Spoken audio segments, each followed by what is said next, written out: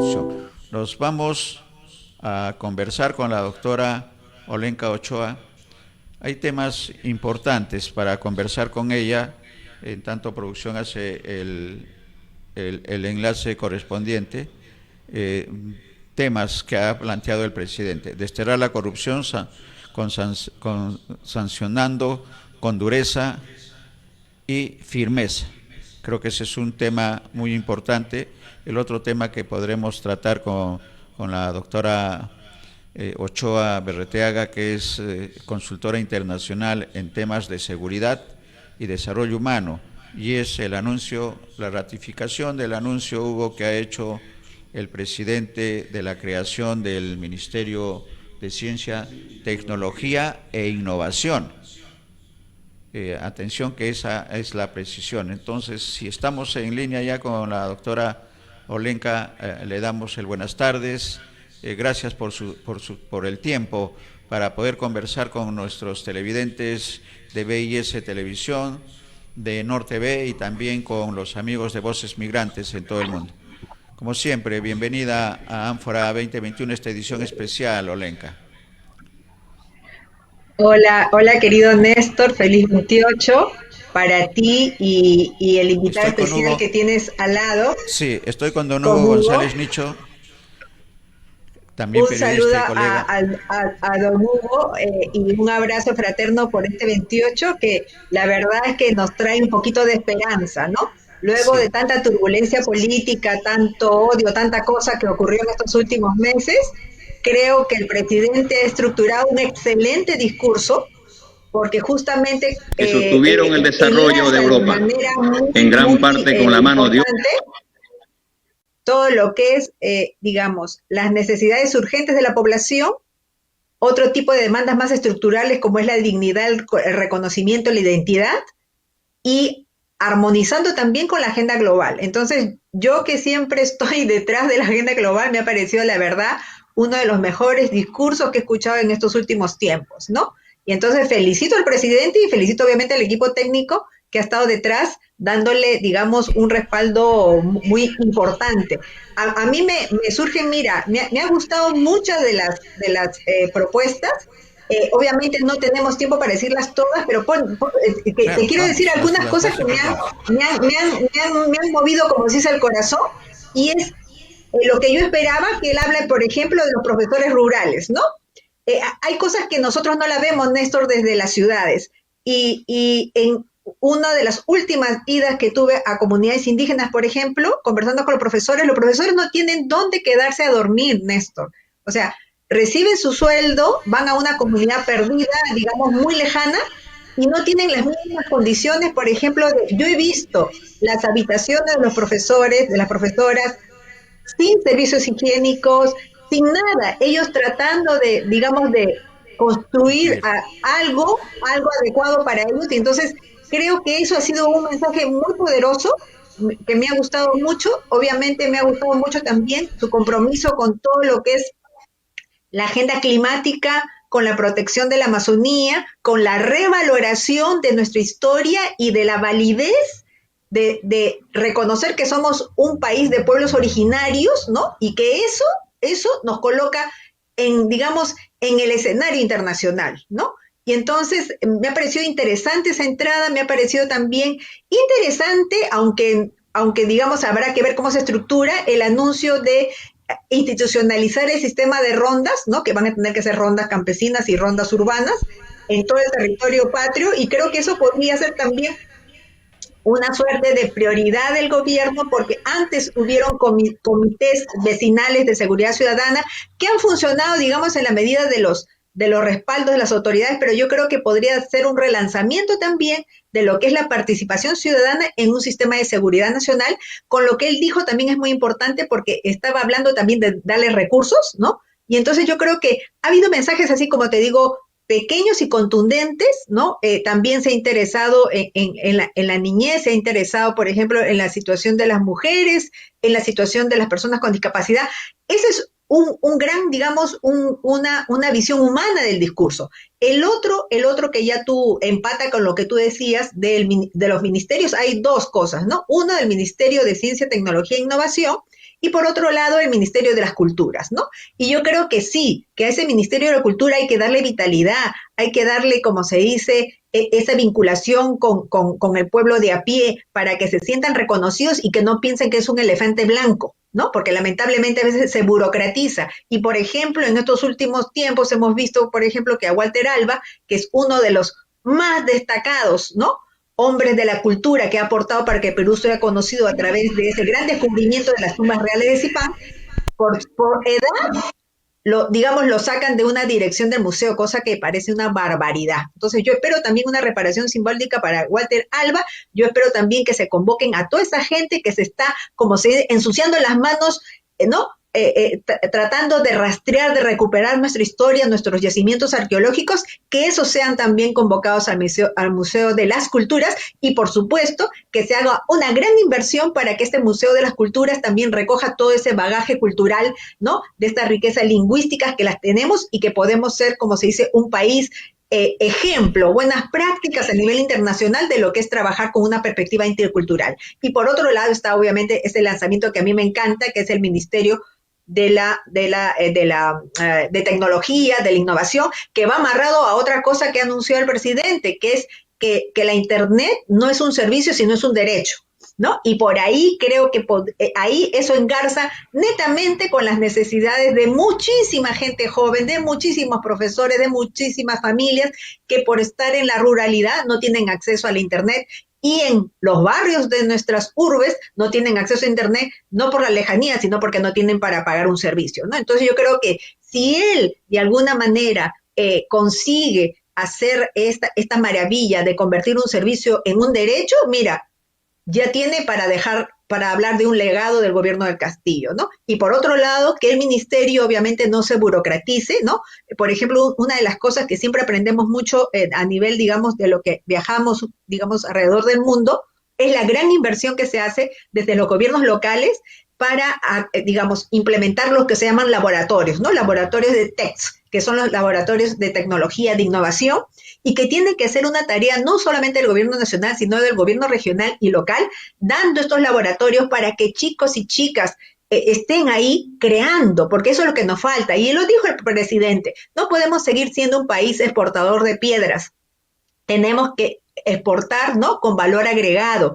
Y y para eso se necesita obviamente un desarrollo tecnológico, científico, pero por otro lado también necesitamos que nuestro país también sea creador de, por ejemplo, que frente a una epidemia, ¿no?, podamos, como otros países, poder, por ejemplo, producir una vacuna, ¿no? Poder producir una serie de, digamos, de insumos básicos para, por ejemplo, para la medicina, pero también recordar que tenemos también un germoplasma enorme, Néstor, en el territorio peruano, y que tenemos también que saber recuperar, ¿no? Tener estos laboratorios que recojan y que patenten también el germoplasma peruano. Y voy, como te digo, a lo más local, que es la necesidad de que haya laboratorios tecnológicos de innovación que estén manejados por los municipios con financiamiento para que chicos y chicas estén de alguna manera, ¿no?, creando.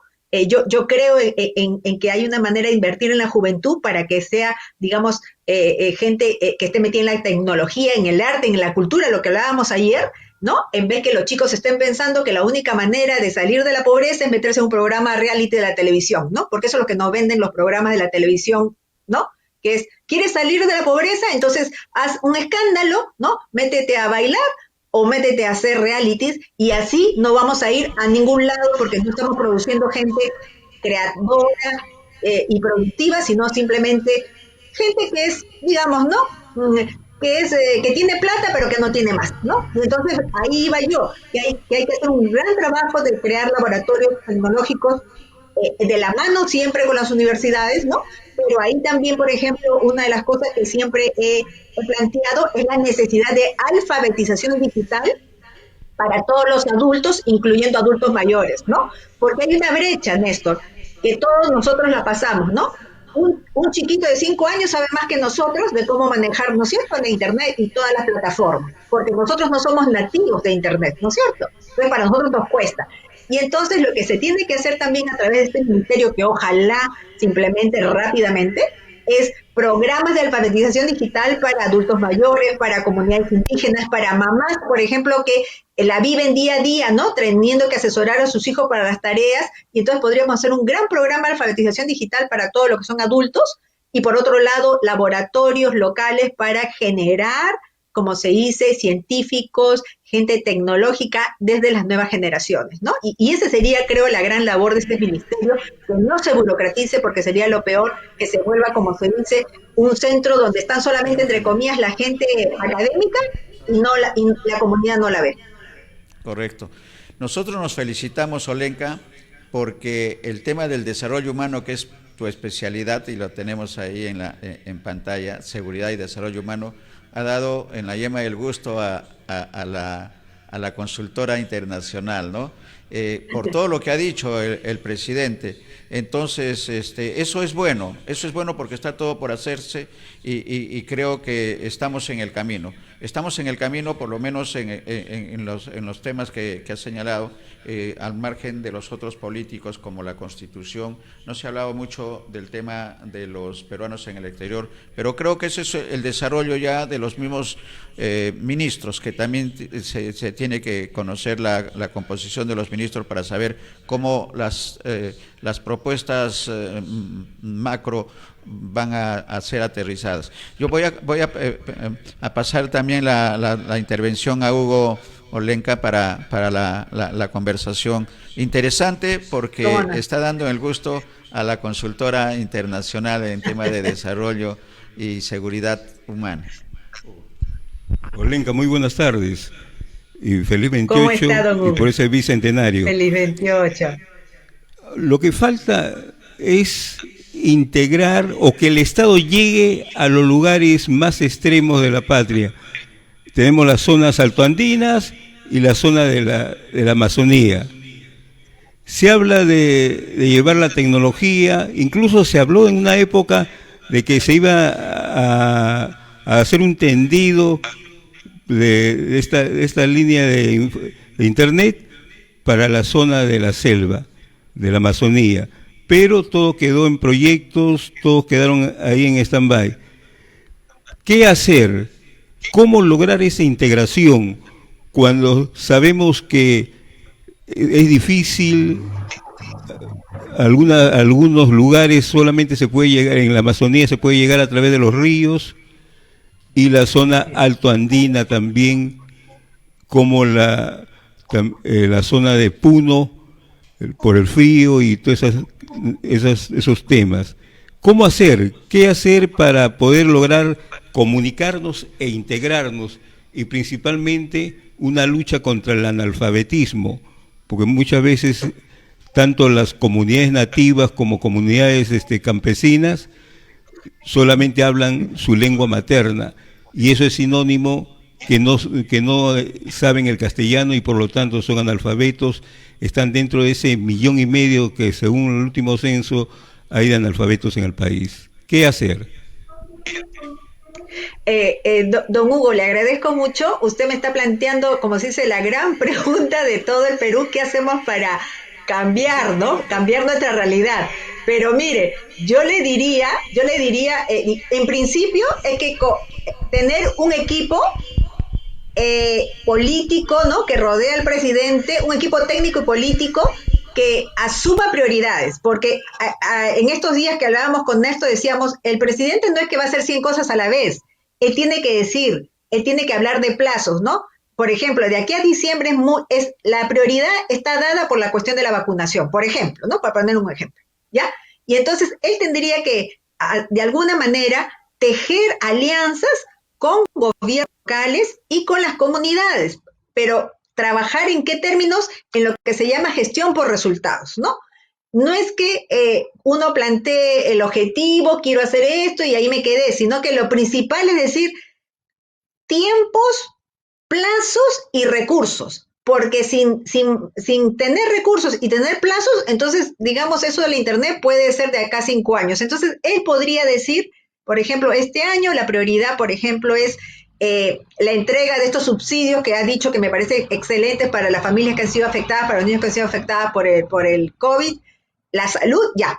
pero a partir, por ejemplo, del próximo año vamos a comenzar con, la prioridad va a ser esta cuestión de la tecnología, la instalación, y entonces ahí tiene que hacer alianzas estratégicas, como se dice, círculos virtuosos, con universidades, gobiernos subnacionales, comunidades organizadas, porque las comunidades campesinas, andinas e indígenas amazónicas están muy organizadas, ¿no es cierto? Tienen APUS y toda una serie de federaciones, y entonces plantearse plazos y recursos, y por eso se dice resultados para decir, en el año 2022 vamos a construir tales y tales cosas en materia de, por ejemplo, Internet, lo que usted decía, el tendido, etcétera, etcétera, para que a final del 2022, al menos, ¿no?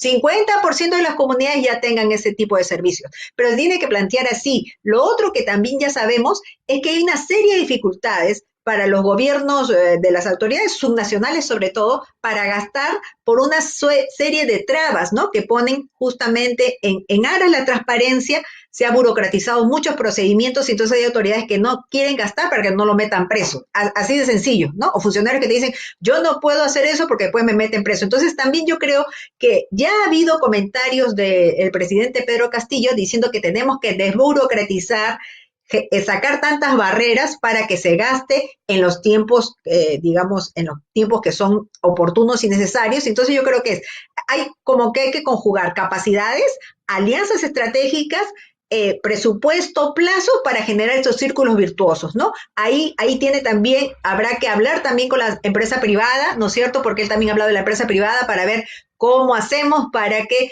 también la empresa privada ponga el hombro, ¿no es cierto? Porque no solamente es el Estado, sino la empresa privada, porque han ganado durante estos años muchísimo dinero en el Perú, las empresas privadas, ¿no? De estos servicios, y entonces también que pongan el hombro para hacer que llegue.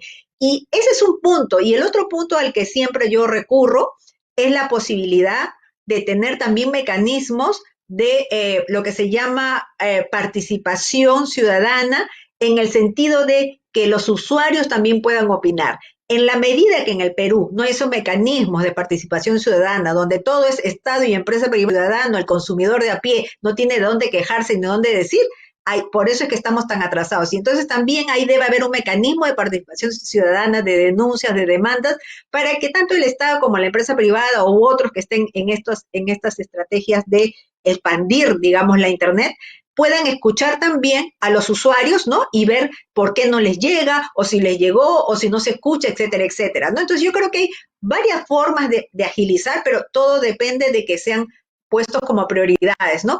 Obviamente, este tema también dependerá de quién sea la persona que dirija el sector, el Ministerio de Tecnología, quién esté en el Ministerio de Economía, porque son varios ministerios los que están allá detrás, digamos, de estas apuestas, pero sí creo que es una prioridad esto de la Internet, porque se han perdido 2 años para muchísimos niños y niñas, ¿no? Que no han tenido acceso a Internet y han tenido que estar haciendo, entre comillas, clases en la casa cuando nunca han tenido la Internet, pero por otro lado también porque eso permite que nuestras comunidades, nuestros productores, nuestros líderes estén conectados con el quehacer nacional y también con el quehacer internacional, ¿no? Y entonces yo creo que debería ser una de las apuestas más ambiciosas y, digamos, más que sean el portaestandarte de esta gestión de Pedro Castillo, ¿no? La salud, la educación, la conexión, porque todo va amarrado, ¿no? Y entonces,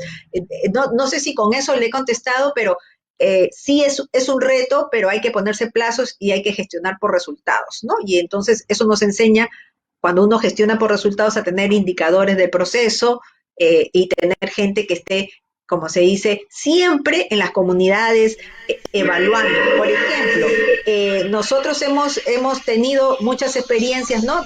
Donde la gente de comunidades campesinas, de las comunidades amazónicas, no se pueden, o sea, no pueden ni siquiera participar en un seminario, ¿no? De capacitación, porque no tienen no es ni siquiera que no tengan internet, no tienen electricidad. Simplemente. Entonces ahí, por ejemplo, yo saludo ese gesto, porque también las políticas son gestos del presidente Castillo, que ha dicho que no va a gobernar de palacio, ¿no? Y que el palacio va a ser un museo, cosa que me parece genial. Y entonces lo que hay que convencernos es que tanto ministros, presidentes, tienen que estar en el campo, y no solamente para la foto y para la inauguración, también tiene que haber todo un bloque de funcionarios que estén.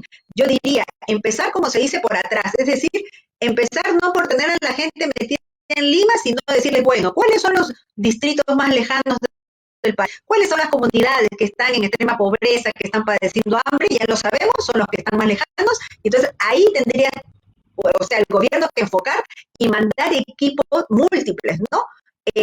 Recordar también, porque de repente la nueva gestión no sabe, no tiene por qué estar informada de eso, que en el Estado peruano tiene un sistema de tambos, ¿no? Los tambos fueron creados, si no me equivoco, en el gobierno de Ollanta, y la idea era que en los tambos se diera una serie de multiservicios, ¿no? Entonces, hay que recuperar los tambos, hay que darle vitalidad, hay que ponerle recursos, hay que ponerle equipos técnicos, porque los tambos están, como se dice, hasta en la punta del cerro. Y entonces yo creo que si se conectan bien el trabajo, las prioridades de este nuevo gobierno con los tambos, se podría de manera muy rápida comenzar a mirar por dónde están las necesidades de la gente, qué cosa está pasando con nuestras poblaciones más lejanas, ¿no? Yo creo que hoy día me ha emocionado, la verdad, mucho escuchar a la vicepresidenta en su juramentación, muy sencilla, pero que habló de los nadies, ¿no? Y entonces yo creo que este gobierno tiene toda la posibilidad de comenzar por los nadies, ¿no? Que han estado 200 años maniatados, 200 años abandonados, porque ese es el bicentenario para mí, 200 años de abandono, y entonces empezar por los nadies, y luego los otros que de alguna u otra manera hemos sido privilegiados con una serie de cosas, bueno, esperaremos un poco más, pues, porque los otros han esperado 200 años para ser escuchados y atendidos, ¿no? Correcto, Olenka. Siempre es un gusto conversar contigo. La pregunta que venía era pues justo sobre la juramentación de la primera vicepresidenta. Ha juramentado por los nadies y por una patria soberana abrazada en un solo corazón.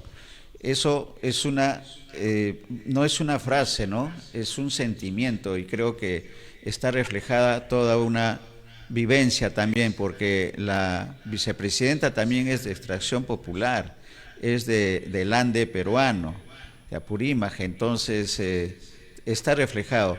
Se está reflejando, creo, en las autoridades más importantes de nuestro país, Olenka, el presidente de la República, la primera vicepresidenta, el sentimiento que se ha manifestado en las ánforas, y eso es bueno. Optimismo. ¿Y qué acciones son las que tendría que hacer de acuerdo a lo bueno que ha tenido el mensaje? En líneas generales, creo que, como bien señalas, ha reflejado todas las necesidades del pueblo. ¿Cuáles deberían ser las acciones inmediatas a ejecutar?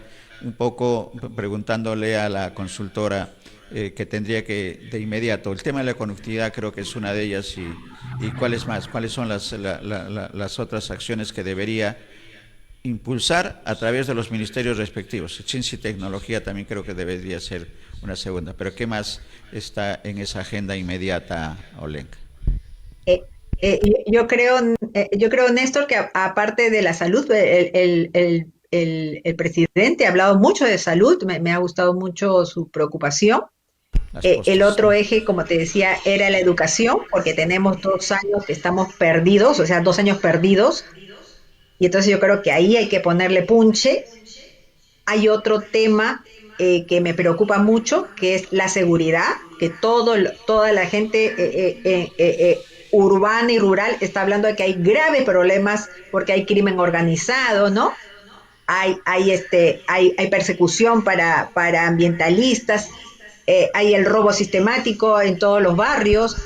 Entonces yo creo que un tema básico también para el presidente, que ahí va a tener que fortalecer mucho el Ministerio del Interior, es el tema de la seguridad. Yo creo que ha dado un paso con esto de las rondas, con hablar de que le va a dar recursos, me parece interesante, porque habla de institucionalizar un sistema de rondas, me parece interesante, pero creo que eso tiene que ir de la mano, por ejemplo, justamente pensando en los nadies, ¿no? Con fortalecer, ¿no?, la presencia policial en aquellas zonas que están casi abandonadas, ¿no? Nuestras zonas más abandonadas son las comunidades que están en las fronteras, ¿no? Entonces, todo el mundo nos dice y todo el mundo sabe cuando uno viaja. Las fronteras acá en el Perú son puertas abiertas para todo. Entran y salen, ¿no? Todos todos los, Una todas las coladera. bandas criminales. Es coladera y no podemos seguir así. Entonces yo creo que también pensando en los nadies tendría que priorizarse también un sistema de cuidado, de control de las fronteras, ¿no? Y poner, como se dice, muchos recursos en esa zona. Y lo otro es también una demanda muy fuerte, que es fortalecer también las capacidades de la policía, ¿no? Porque eso también es otra de las cosas que nos dicen, falta de repente más inversión en su entrenamiento, más recursos, pero yo creo que en la seguridad es uno de los temas más urgentes para la gente, digamos, de a pie. Y como te decía, la cuestión de las rondas cubre un espectro, pero hay otro espectro que ya no le corresponde a la ciudadanía, que es la persecución y el control del Sí. crimen, ¿no? Y entonces hay que pensar, incluso yo hablaba en otras circunstancias de una reforma del sector interior, ¿no? Para proteger al sector interior y que, por ejemplo, su ministro o ministra no sea, digamos, sacado cada 6 meses o 4 meses como ocurre en el Perú, ¿no? Porque en el Perú no podemos hacer ninguna política, digamos, de largo plazo en materia de seguridad, porque cada 6 meses, ¿no es cierto?, vamos cambiando las cabezas y entonces las políticas se van cayendo y van cambiando y es un desastre. Entonces, yo creo que ahí hay que hacer también un proceso, obviamente, conversado también con los especialistas, ¿no? Con mucha gente que está, digamos, tratando también de mejorar su desempeño de la Policía Nacional. Hay mucha gente muy inteligente con muchas buenas ideas y creo que, por ejemplo, un proyecto que a mí me gusta mucho es el proyecto Barrio Seguro, ¿no? Que está justamente impulsado del Ministerio del Interior. Me parece fantástico porque van a las zonas más bravas, como se dice, más bravas, más donde hay más presencia criminal o más Delictiva. factores de riesgo, acierto, y ahí va desde el Ministerio del Interior con ese proyecto Barrio Seguro, ¿no? Con una serie de intervenciones también multisectoriales y comienzan a trabajar lo que es la prevención, ¿no? Que tiene que ver con la juventud, con el tema de la violencia familiar, etcétera, etcétera. Entonces, hay varias cosas muy interesantes que no se conocen del Ministerio del Interior, pero que como yo siempre estoy mirando lo que están haciendo, me parece muy interesante. También hay que reconocer que hay un plan nacional por la seguridad ciudadana, hay un plan metropolitano. Entonces, yo siempre digo, está bien los planes, pero lo importante es tener recursos y tener gente. Y ahí, por ejemplo, hay que dar también mucho impulso, ojalá, a la labor de los alcaldes y alcaldesas, porque son ellos también los que tienen un rol esencial en materia de seguridad ciudadana, ¿no? Entonces, un punto es seguridad ciudadana, el otro punto ya sabemos todos es salud, el otro tema es educación, que va de la mano, como te decía, con esto de la tecnología como de la internet como derecho, ¿no es cierto? Porque vas a poder hacer que los chicos se conecten, los chicos y las chicas se conecten, y el otro tema también, digamos, atraviesa toda la gestión, es el tema de la recuperación económica, ¿sí? Y entonces ahí sí también he escuchado varias apuestas desde el bono, las familias afectadas, desde digamos, el apoyo a las pequeñas empresas. Yo ahí, por ejemplo, saludo también que el presidente haya hablado del cooperativismo, Néstor, Hugo, porque recordemos que años atrás el Perú era un país líder de cooperativismo, ¿no? Había cooperativas hechas en barrios, en comunidades. Y de repente vino esta tragedia, ¿no? Estos modelos del consenso de Washington y barrieron todo el cooperativismo para instalar, ya sabemos, otro tipo de modelos de economía, ¿no? Y lamentablemente Perú ha sido eso no, hay que recuperar. Hay otros países que tienen cooperativas para todo, porque es una manera de democratizar los ingresos, las finanzas y sobre todo hablar de economías populares y dinámicas locales, ¿no? Entonces yo creo que también ahí habría que rescatar todo el movimiento de cooperativas. Ojo que en el Perú han quedado muchas cooperativas todavía en pie, campesinas, de otro tipo. Entonces ahí hay un gran aliciente a las finanzas populares que ponérsele más punche, más visibilidad como movimiento cooperativista. Fíjate, yo he estado revisando por estas cuestiones de la agenda global muchos de los proyectos y las buenas prácticas cooperativistas de otros países y las cooperativas están en todo. Hasta en producción de lo que es energía alternativa, porque hay cooperativas en Europa que se dedican a cambiar toda la matriz energética de las comunidades, ¿no es cierto? Y en vez de que sea la electricidad de la que se paga, comienzan, por ejemplo, con energía solar. O sea, hay una maravilla en temas cooperativistas. Ahora, ¿a qué voy yo? Que hay que recuperar la economía, Me parece interesante este bono, sí, porque en estos momentos de emergencia hay que soltar bonos, hay que soltar ayuda para la gente que está en una situación de desesperación porque no tienen ni para comer, pero por otro lado darle fuerza a todos los que son prácticas de desarrollo económico local, ¿no? Tenemos muchas Asistencia cosas con desarrollo. en todo el Perú. Sí. Correcto. Hay una pregunta excelente porque todo el panorama está dado, creo, con respecto a lo que hay que hacer. Como siempre, Hugo, ¿tiene alguna pregunta? Sí. Olenka, has hablado de la seguridad.